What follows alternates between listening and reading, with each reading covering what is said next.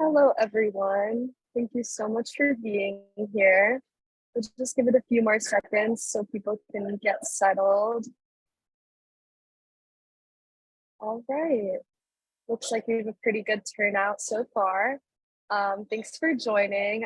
My name is Sarah. I am the Communications and Outreach Fellow with VNRC. Firstly, we want to acknowledge that the catastrophic flooding that has occurred around the state this week is probably inhibiting folks from joining us. We hope that you and your families and friends are as safe and dry as you can be. And we will be recording this session and sending it out in the next few days so that anyone who was not able to join us will be able to access this information. Again, thank you for being here. We would love if you went ahead and introduced yourself in the chat just so we can get a sense of who's here. And then definitely feel free to add any questions you have throughout the presentation at any time into the chat. And we will get to those towards the end of the presentation and we'll try to answer as many as possible. So we're gonna go ahead and get started. I'm gonna turn it over to Jamie, our Forest and Wildlife Director. Great, thanks, Sarah. Thanks everybody for joining today, and thanks for those folks who will be watching this via the recording. And again, you know, we're obviously really sympathetic to the situation that a lot of folks are dealing with. So we're glad that we'll be able to share this via recording in the future and allow additional folks to have access to the material today. For those of you who are here, thank you for joining today. We're excited to share some results from a new study that we have out, and I'm going to share my screen here with you.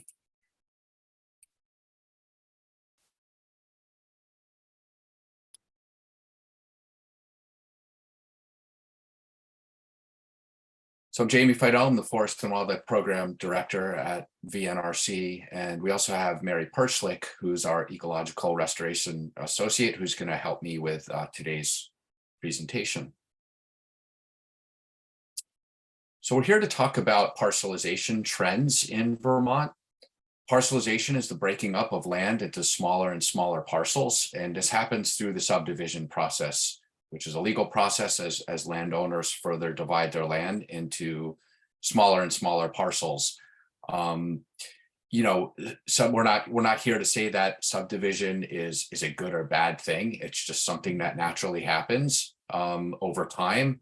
It can have negative implications. It could have positive implications depending on how it occurs in Vermont. So at VNRC, we're really interested in the pattern of how it happens and whether you know, subdivision is happening in a smart growth pattern, one that allows for the viability of forest in particular, or important rural resource lands, working lands to remain viable, or whether we're having a negative impact on both like the ecological health of Vermont and Vermont's natural resources and economic integrity of lands to contribute to our working lands economy in Vermont.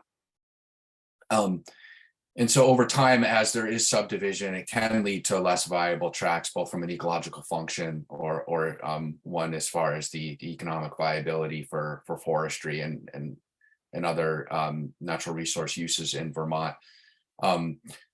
What we've been doing is tracking parcelization and land use trends in Vermont and making this information accessible to a suite of different people who can benefit from the data. And so we will show you how you can access the data and interpret it and use it for your own work. We could talk about some of the different applications when we have a general discussion after the presentation today. And so what we've done through a website, which we'll walk you through, and through this project, is to offer parcelization data that is compiled from the grand list. Obviously, the grand list is used for property tax purposes. It's not a perfect data set for a land use application, but it is very helpful. And I'll talk about some of the uses and limitations in a minute.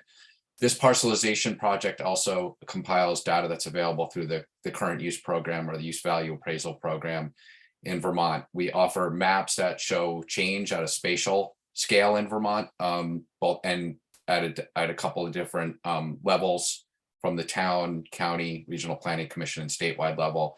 And this parcelization website allows for the generation of geographically specific reports. Here's the URL address for the parcelization website. In a little bit, Mary's can also show you how you can back into it through the VNRC website. So if you don't capture this URL, it's very easy to find just at vnrc.org. And we'll walk you through that in a couple of minutes.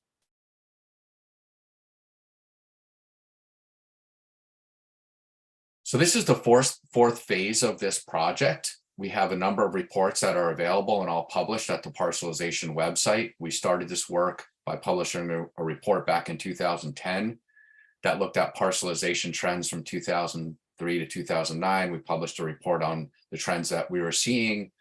Then we continued our work in 2014 to really do a deep dive into 22 case study towns to try and look at spatially where are subdivisions occurring in Vermont, what kind of patterns are we seeing. This was before there were digital parcel maps, so it was a much more discrete, project.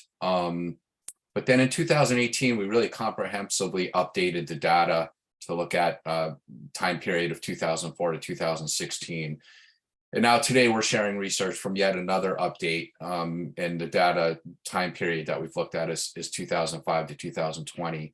And we've now published an executive summary that is available on the parcelization website. Mary will show you how to find that. Of course, we'd like to acknowledge our funders for this project, which in addition to funding from VNRC, this last phase was funded by the Forest Ecosystem Monitoring Cooperative, and previous phases have been funded by the Northeastern States Research Cooperative. Both operate with funding from the U.S. Forest Service. We've had a lot of great partners and staff involved with this project. It's been a very comprehensive and collaborative effort, one that we've really ground truth with a number of state agencies and state partners. We've had our own internal team. We've had consultants that have helped us build the database. Deb Brighton in particular has been an invaluable partner as part of this project. Brian Voigt has helped to really do the nuts and bolts of a lot of the data and trying to clean the data to use for this. VCGI, and in particular, Steve Sharp developed a website, which we'll share with you. And you can see we have a number of collaborators from state agencies, from the Forest Ecosystem Monitoring Cooperative, from UVM, and really have valued their input along the years. So I mentioned before that there's utility in looking at the grand list data, and then there are limitations. It's really helpful to identify macro trends over time, to zoom out and just look at what's happening with different land classifications that are part of the lister's process as they're determining property tax valuations. It can be very helpful to identify areas that are, let's say, vulnerable in Vermont to forest loss or forest fragmentation over time. But this project does not actually measure forest loss or forest fragmentation that may happen on the ground as a result of subdivision. There are other tools that are looking at that. And so as I share this data, just be mindful that what we're looking at is parcelization or subdivision trends, not outright forest loss or the fragmentation that may happen as a result of development that occurs after parcels have been divided.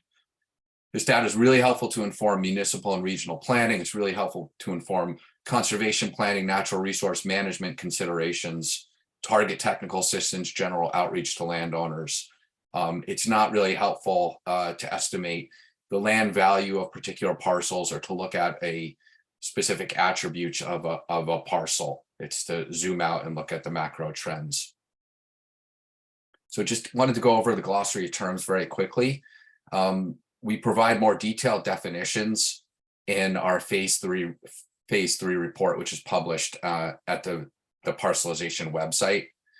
And so we know that there could be some questions. There's a lot of nuance in regards to the different land type classifications. This is just to give you a high level as we run through them today to give you a little flavor of what we're talking about.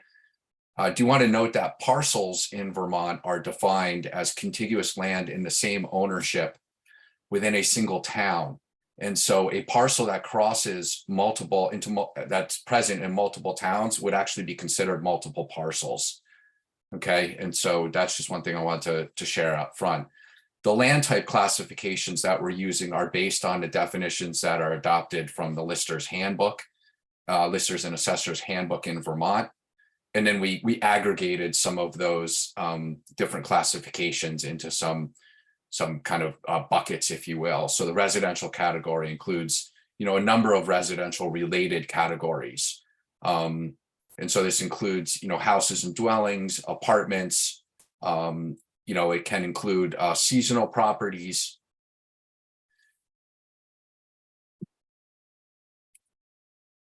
Farmland is essentially operating farmland. It can include the buildings that are involved with the active operation of a farm. There are definitely some caveats within the farmland definition, which I've outlined here.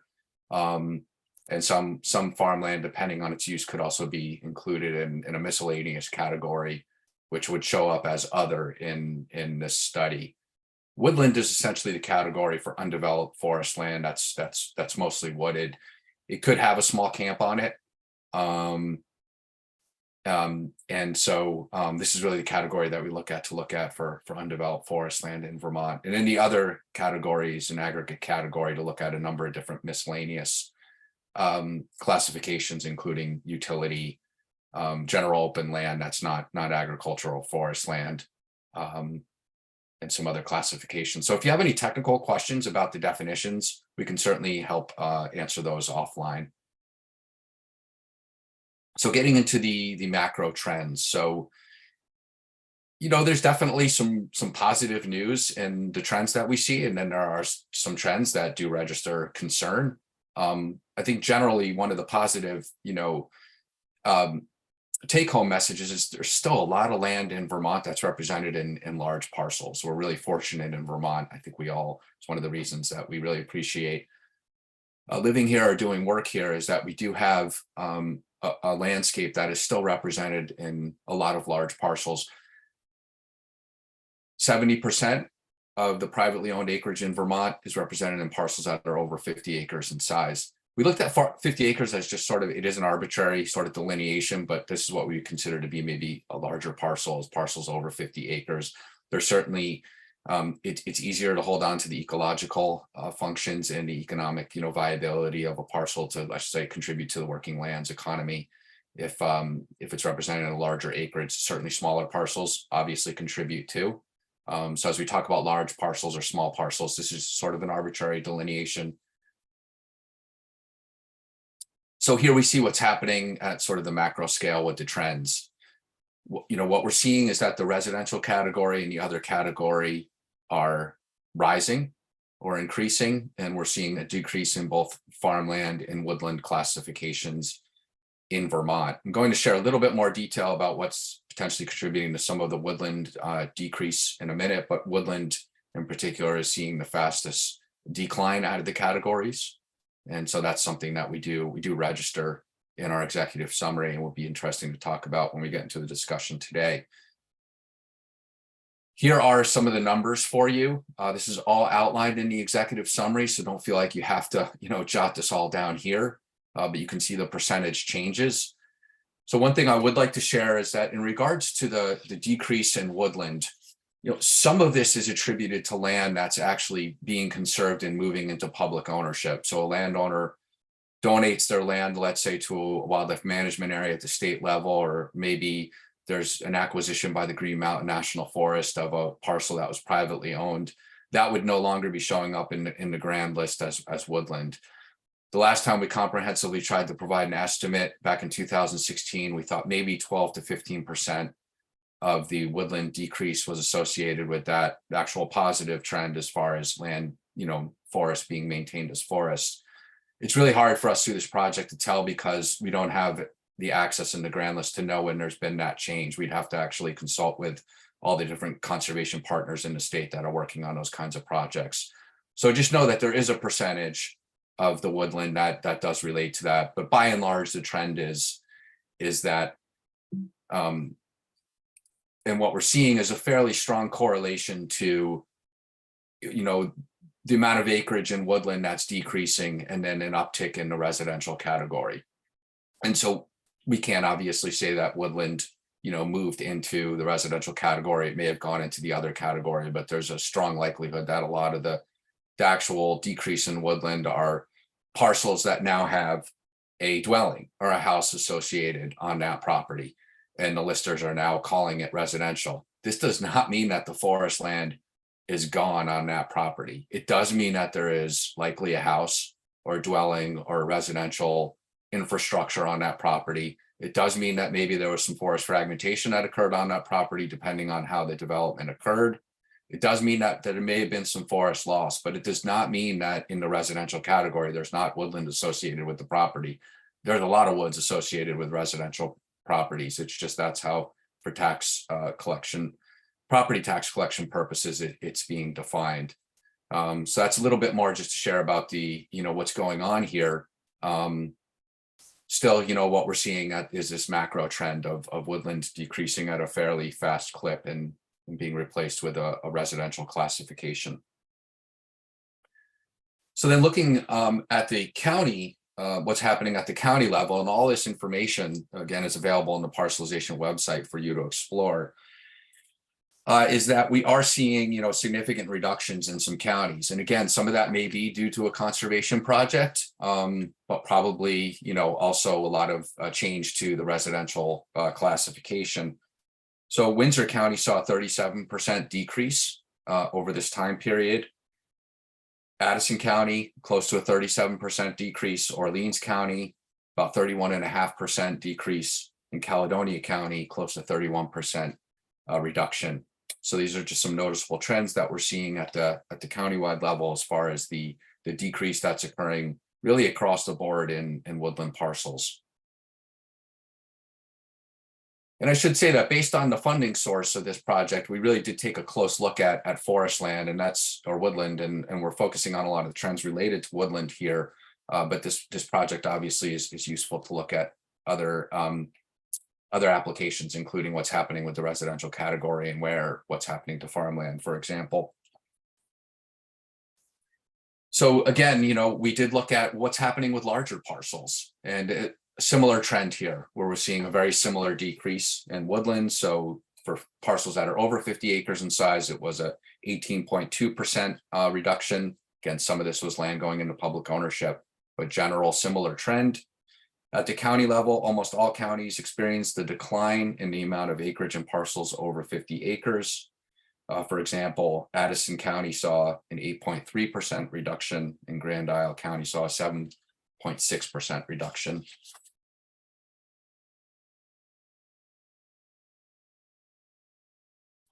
So this is just allowing you to see sort of in 2005 what the general percentages were for these four categories in the state. So there's more land that's categorized that has the classification of residential than any of the other categories.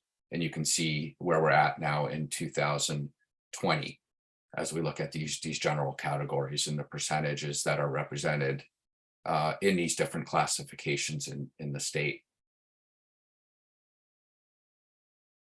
So another way to look at the data is to then examine parcel sizes and the changes that we're seeing in the different categories of acreage that's represented in parcels.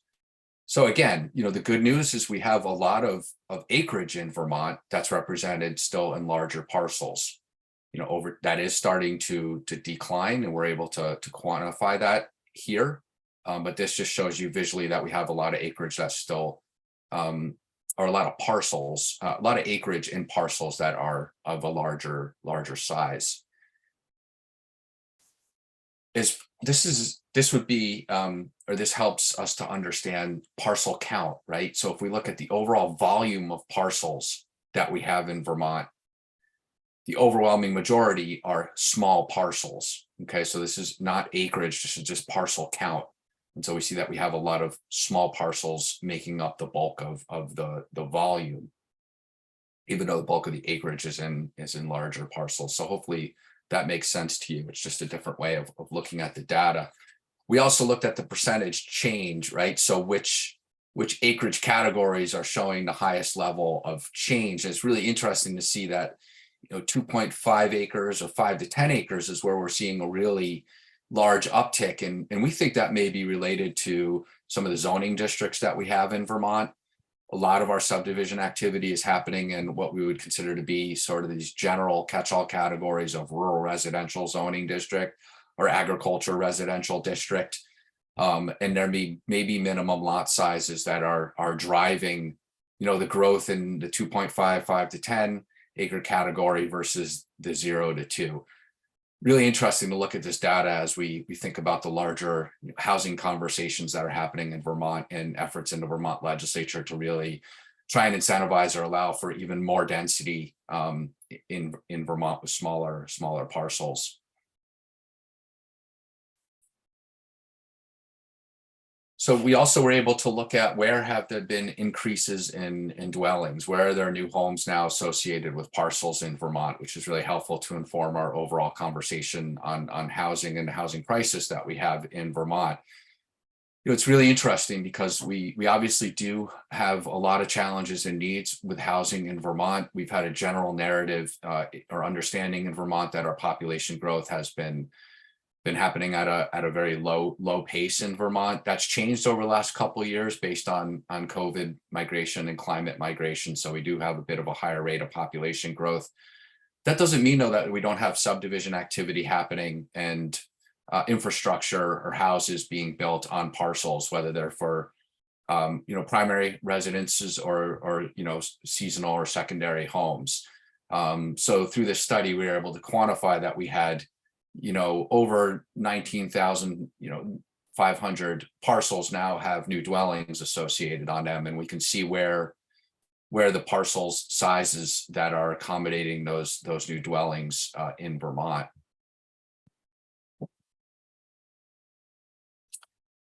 So did want to talk about the current use program, which many of you are familiar with. Just quickly, for those who do not know what the current use program is, it's been a very successful program in Vermont to both maintain agricultural land and working forest in Vermont. Landowners who do enroll receive a significant property tax reduction. And in the forest land category, there's a management plan that's required.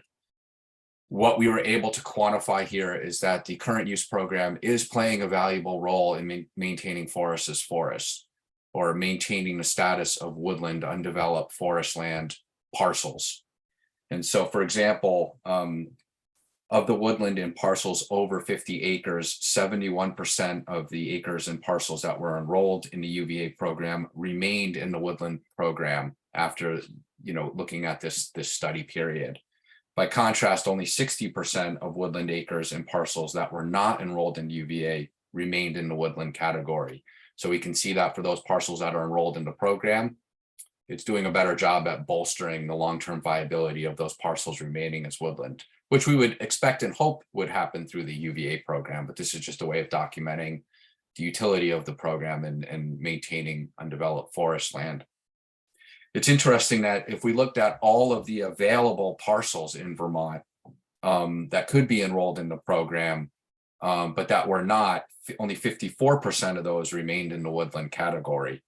So, for those parcels that are not enrolled in the program, there's a much higher rate of risk that they will not remain as woodland. We're also able to look at some parcel sizes in the UVA program to see where we're seeing growth, to see where we're maybe seeing some diminishment and, let's say large parcels. So that's showing up now in the data. You can see here that we don't have as much parcels that are in a larger acreage size, and we're seeing a lot of growth in parcels that are, let's say, 25 to 50 acres. Obviously, some of this is happening through the subdivision process itself, where maybe there was a 200-acre parcel. Now we have 4 50-acre parcels that are enrolled in the program.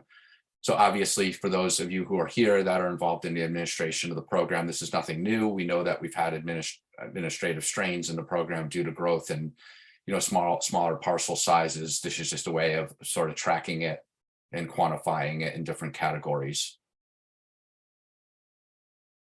And then the data also is able to show us UVA data based on ownership type. And so, really interesting to see that, the majority, or I'm not sure if it's the majority, I didn't do the calculations, but there's a lot of land that's owned by Vermont residents and continues to be an uptick in enrollment with Vermont residents, but there's an uptick across all 3 of these categories.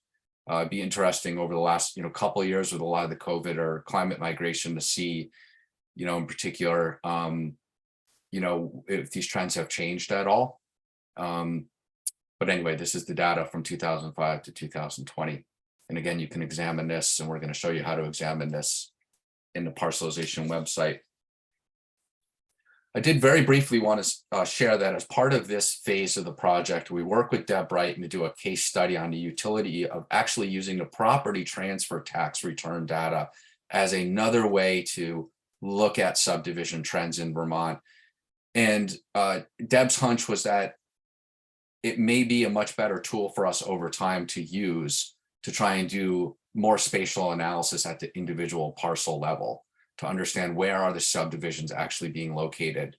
So we did have a successful case study in Addison County through this phase. We looked at subdivisions and map subdivisions in Addison County for over a 3-year period from 2018 to 2021. Okay, there were 125 parcels in Addison County that were subdivided. We were able to map the location of those subdivisions. And then we thought it was really important to try and understand where are they happening and what are the suggested land use designations for the areas and where the subdivisions are occurring. And of the 125 subdivisions that occurred during this time period, a majority of them, 68%, were located in rural or natural resource oriented land use areas in municipal plans as compiled in the Addison County Regional Plan's future land use map. So that was really interesting for us to see that a lot of these subdivisions are happening in more rural or natural resource related classifications versus those areas that are slated for more high density residential development or more village related density.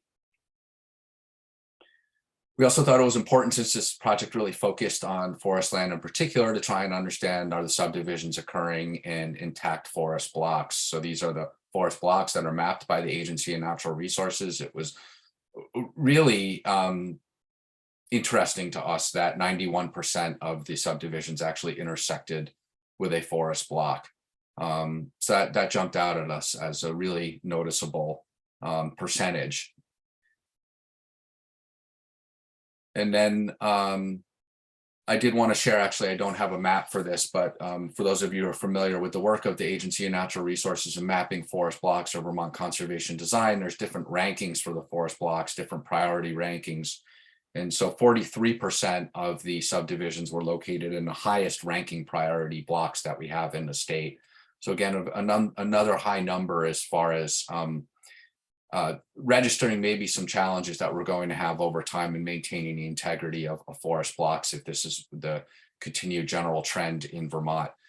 Right now, we're very much focused on potentially developing this tool into a full-blown state, a tool that's going to take obviously some significant resources and time, but based on this case study, we think that there's a lot of promise to build out this tool statewide so we can do a lot more spatial analysis like this, both to look at how to maintain the viability of forest as we consider land use planning and conservation planning and management considerations in Vermont, but also how do we best tackle the housing crisis and where do we put our focus on trying to encourage subdivisions in the best and smartest locations in Vermont. So with that, I'm going to stop sharing and turn this over to Mary to give you some more information about how you can access the data in the parcelization website. Thanks, Jamie. Hello, everybody. My name is Mary Perchlik. I'm the Eco-AmeriCorps Ecological Restoration Associate at VNRC, and I'll be taking you through the parcelization website. Just going to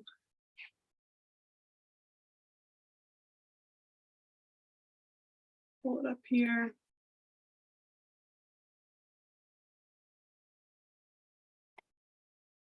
I'm just going to turn off my camera so my in hopes to help my Wi-Fi.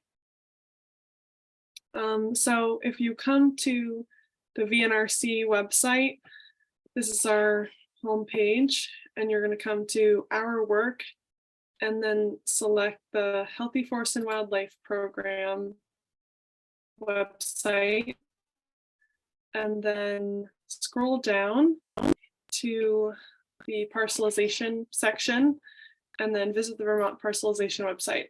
which will take you to this homepage where we have a little bit of background about the project and describes the issue. We have several tabs up here at the top. I'm going to just quickly orient you to them. This is where you can find contact information for Jamie and people in the project, funders and collaborators. We have a downloads section where you can see the raw data. Right now, it's only updated to the 2016 version, but we're working to get the 2020 update raw data here. But if you would like it before it comes out on the website, please reach out and let us know, and we can work with you to get it to you. We also have a metadata page here. If you click this arrow, it will pop out into a different tab, and this has some definitions, explanations of what the data set holds. We have a trainings tab where we'll have the recordings of these webinars and former webinars. And then we have a reports tab where you can access reports and executive summaries from each phase of the project. So currently we have a phase 4 executive summary. This is the most recent one, which has backgrounds and methods, some key findings, and then recommendations. So this, I would highly recommend checking this out, and you're also welcome to see all the previous reports. Okay, now going to the Data Explorer. This is where the interactive reports live on the website, and this allows you to dig around and visualize the range of metrics that the parcelization database has. So they're available at different geographical settings like town, county, regional planning commission, and the state level, and they're available from the years 2005 to 2020. This tips and tricks section is helpful just to get you oriented. All the metrics can be adjusted individually. So when you change the type of metric that you're looking at, you want to make sure that the metric is related to that. Your old selection will appear until you change it. So just make sure that all of your metrics are aligned. Here we have some instructions for printing and saving a report. And then, yeah, a few more notes. It's best used in Google Chrome, so that's the app we'd recommend you use. And then just a quick note on the colors, is that one color may mean different things in different graphs. Okay, so now getting into the tools. There are 4 tools, and each of them show change over time in different ways. So if you're getting overwhelmed, you can just come back to that, is that I'm looking at that changes over time by different metrics and in different ways. So to start us off, I'm going to select the years 2005 and 2020 at the state Vermont level, and then I'm going to select acreage in parcels by type. So you can see the parcel types being farm, other residential, and woodland. And then in this metric, we're looking at acreage. So you can see a comparison.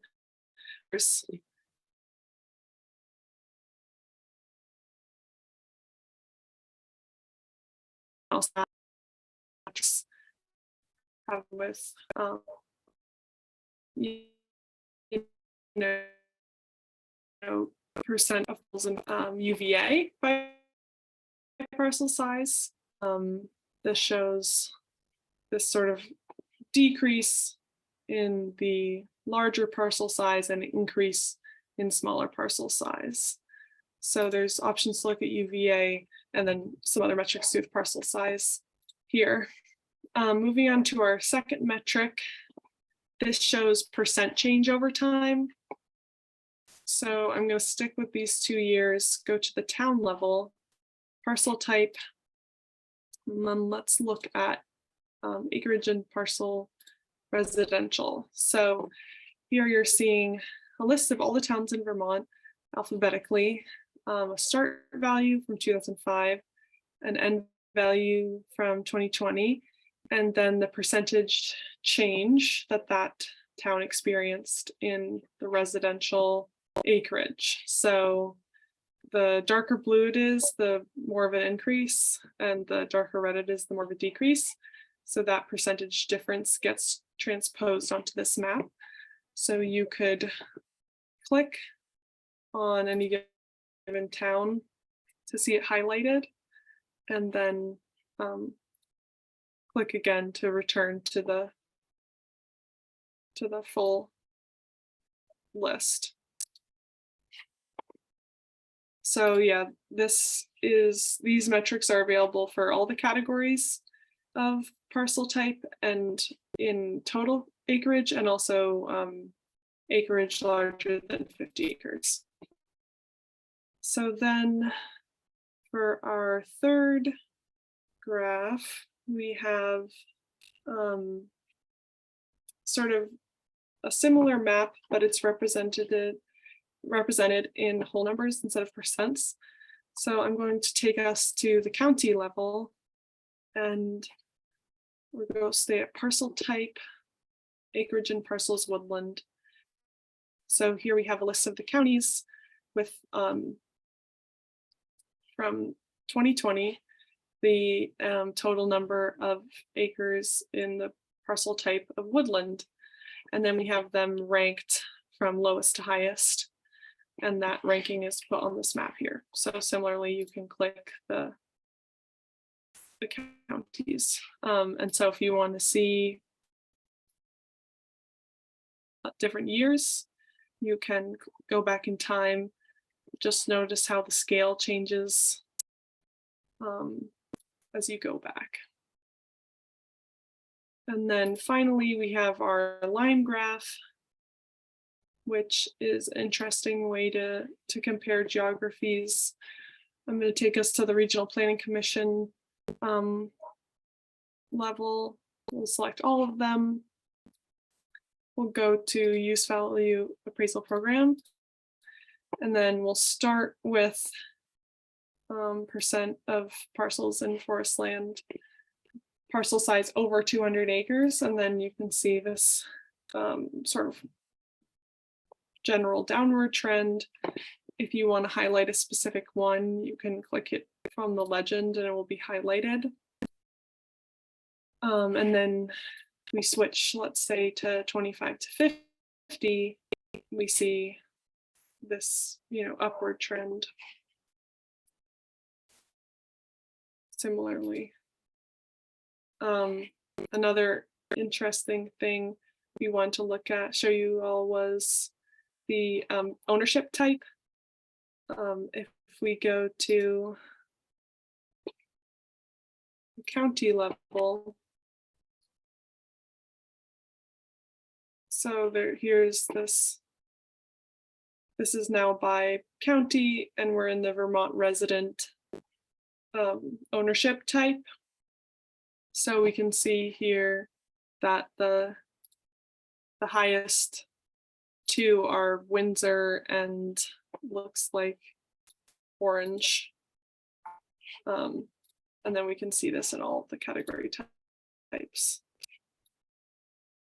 So here we're still seeing Windsor, but then also Wyndham, I think, yeah. And then again for corporate, where you have this big difference with Essex at the top. So that concludes my brief run through. I'm going to stop sharing. I hope I wasn't glitching too bad. I'm currently, all the roads to my house are washed out. So I'm kind of stuck here with the Wi-Fi. So I'm hoping that you heard all that. But thank you for listening.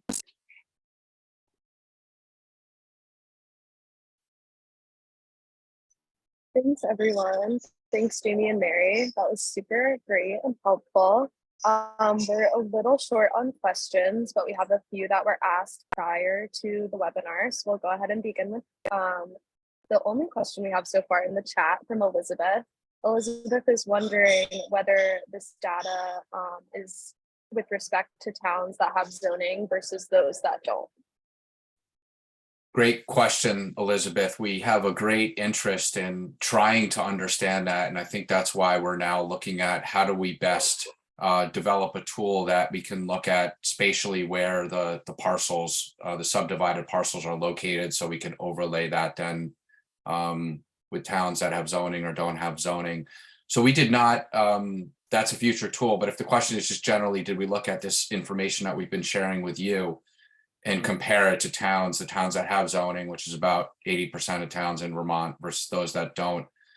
We did not, but that would be something that you could probably, if we gave you the raw data, would be a really cool future application to try and understand the differences there. And I think that that's a really good question and be interested to see the results. So that's, you know, future application we could do using the raw data. It's just that is not available on the parcelization website. We didn't analyze it as part of this phase.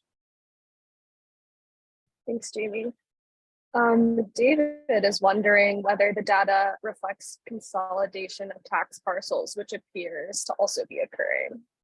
There's definitely aggregation happening, and I'm glad that was mentioned. Obviously, we actually have seen, you know, it's hard for us to track where it's happening, but undoubtedly there is some aggregation that is contributing to some of the trends that we're seeing. Awesome. Lynn is wondering whether we indicated a category for public forest parcels versus private. We did not. So since we're using the grand list, it's you know, for private lands, and so that is a complementary data set that we would really like to build, because it then would help us understand more generally, you know, the overall trends. So for example, are we seeing, you know, an uptick in public ownership? So we did not build that into this tool. It would be another great you know, improvement to the overall parcelization website if we could find a way to offer that data in the future. Yeah, and one more question from Lynn. How many other towns are rezoning to encourage development in residential areas while protecting large forest tracts? He says Fairleigh is voting to let forest owners sell their subdivision rights, not land, to residential landowners. Is this happening in other places? So as a different project, you can actually go to the Forest and Wildlife Program page. We may be able to provide a link in the chat to wildlife considerations in local planning report that we did. That was in partnership with the Fish and Wildlife Department. It was an effort to actually compile information from all town plans, zoning regulations, and subdivision regulations in the state to look at general trends related to wildlife, but obviously forested, habitat, and forest blocks. There's a lot of information in that in general that may help to answer that question. So that wasn't really something that we looked at as part of this project. There's a lot of different approaches that towns are taking in regards to how they're potentially zoning forest, and we looked at the different utility of different zoning districts, let's say, in achieving conservation, different districts as far as their ability to look at issues like forest fragmentation and how well of a job they're doing, or subdivision regulation. So I would point you to that resource, and please follow up with me if you have any individual questions or would like to have an offline discussion about that question. Yeah, thanks, Jamie. And I saw Greta just put the link to that guide in the chat, so you can click on that and take a look. We don't have any more questions as of now, but I know we were happy to open this up for discussion. If anyone has any thoughts or other questions, you can raise your hand or put a message in the chat, and we're happy to continue the conversation. Yeah, and just to underscore that, I really appreciate everybody that's here. I see a lot of folks that are steeped in forest land work in Vermont, or land use or conservation or forest management. So would really love to hear from any of you that would like to share any thoughts you have based on the data you're seeing, any management implications or considerations that you'd like to offer. This is some time to open this up to a general discussion.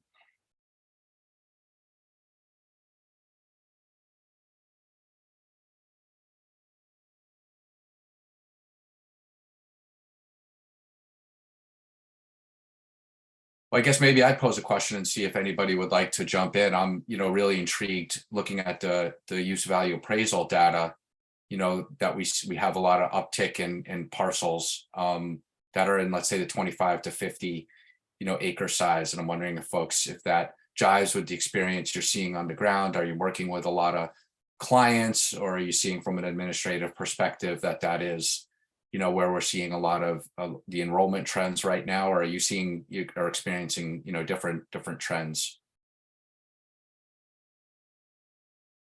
If anybody would like to, share any insights on that, feel free to unmute yourself or.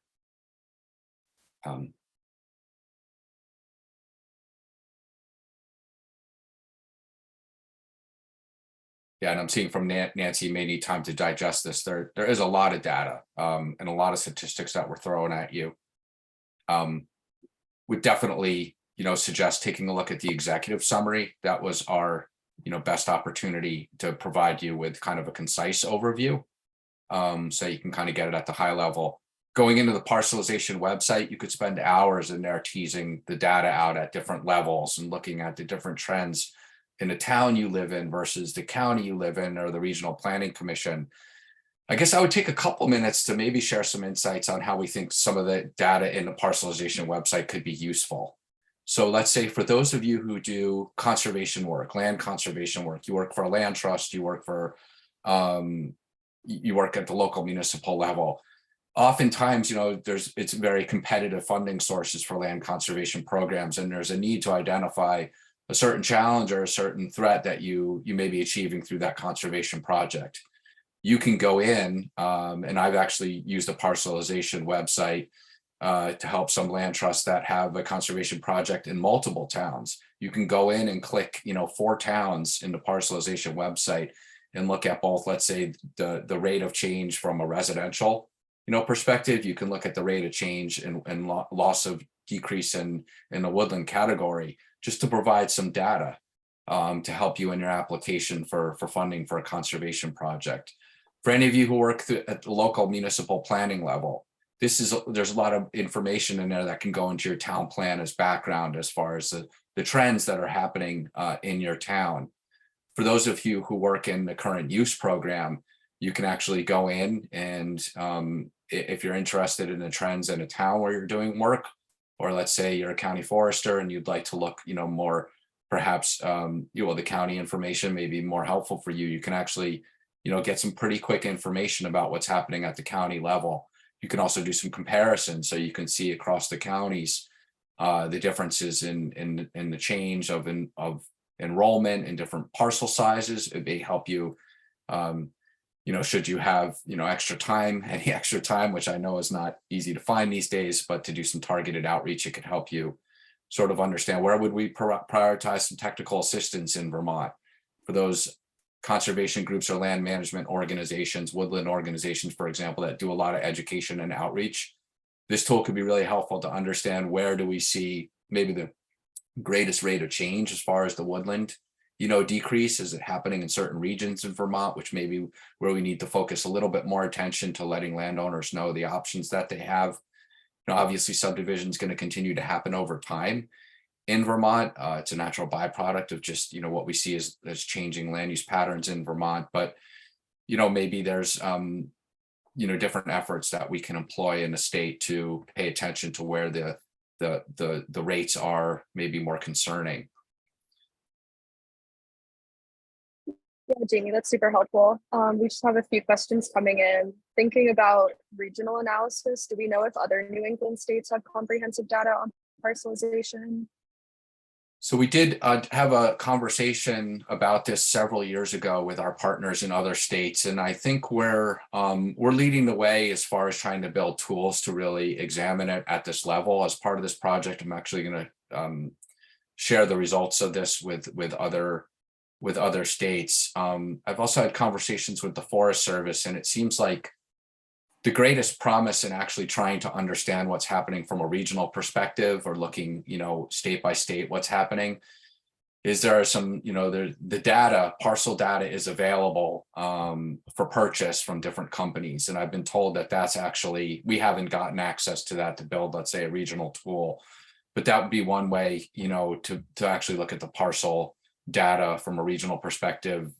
It's not, I guess what I'm saying is it's not necessarily being led, in each state by an organization or an agency to kind of aggregate the data in this way. We do know from the Forest Service, for example, that they're looking at sort of, woodland trends across the board regionally. They're monitoring change in forests, they're monitoring forest loss outright. I think this is probably the most intense project that's looked at, parcelization or subdivision, but we do know that there's other ways of monitoring other metrics that relate to overall forest integrity. Yeah, for sure. Will has their hand raised. Will, if you want to go ahead and unmute. Hi, yeah, thanks so much. Will Duane, Department of Fish and Wildlife, I work on land acquisition projects.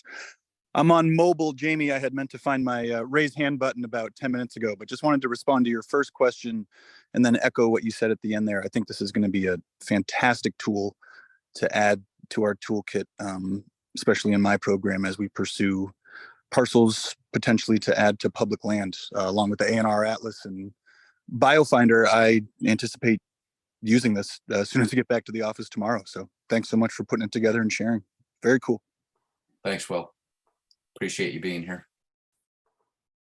Looks like we have one more question. Josh is wondering what is being done to ensure data integrity, meaning to build on a solid foundation, towns would need to input data accurately. We're afraid that this could be uneven, better in some places than others. Absolutely. I'm glad this was raised, and to the degree I didn't make it more clear in the uses and limitations section. This is, again, an imperfect tool. There are going to be inconsistencies in the way that listers are entering data town by town. Obviously that's the work of, and if Elizabeth would like to, add anything more here from, property valuation and reviews, perspective. Obviously, I know there's a lot of resources that go into trying to drive consistency across the state, but there's going to be, some inconsistent applications or different approaches, different ways that parcels are recognized, town by town. Also, there's going to be imperfections in the data. We did our best to clean the data. We really did look for anomalies. We scrubbed actually and removed years. One of the reasons why we don't focus on years, originally we had 2003 to 2009. We've removed the years 2003 and 2004 from the study because we believe there are too many anomalies at that point in time to make the data as credible as we would have liked. We feel much better about starting with 2005. There has seemed to have been some improvements in the way that the data was being maintained and collected. And again, some of this is above my pay grade, but it's just my understanding from our work with partners in this project. So again, it's really helpful to look at the macro scale. We do think that it's a credible tool, to glean information at that macro scale, but there's a huge caveat that there's going to be some anomalies in the data. You'll go into the parcelization website and you may see some zeros in towns and question, why is that? We question it too. There could be a number of different explanations. But what I can tell you is that what we're doing is converting the data that's available publicly through the grand list. Did our best to clean it up, remove years where we saw a lot of anomalies, remove actually, problematic entries that we thought had mistakes. Decimal point was in the wrong place, perhaps, and the acreage was way off of what would represent something on the ground. But again, we're continuing to look at different tools that maybe would even, have greater accuracy. We're looking at the possibility of using property transfer tax return data as another way, and then maybe we can compare as we continue to compile the grand list information with that data set and see if we're syncing up and seeing similar trends. So this is all a continuing work in progress. Awesome. So I think since we're approaching 1 and I'm not seeing any other questions, we can go ahead and wrap up. We will be sending out an email to all of you, as well as anyone who pre-registered and wasn't able to make it, with recordings to our webinars, as well as some extra resources. So keep an eye out for that in your inbox. Anything else from you, Jamie? No, just appreciate everybody being here today. For those of you dealing with challenges related to the flooding, best of luck to you. Would love to hear from anybody individually.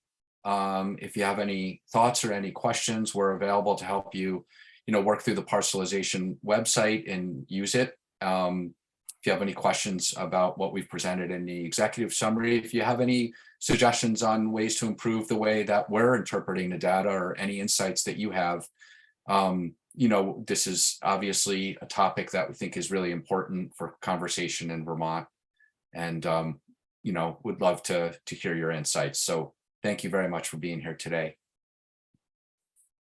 Thanks, everyone. Have a good one.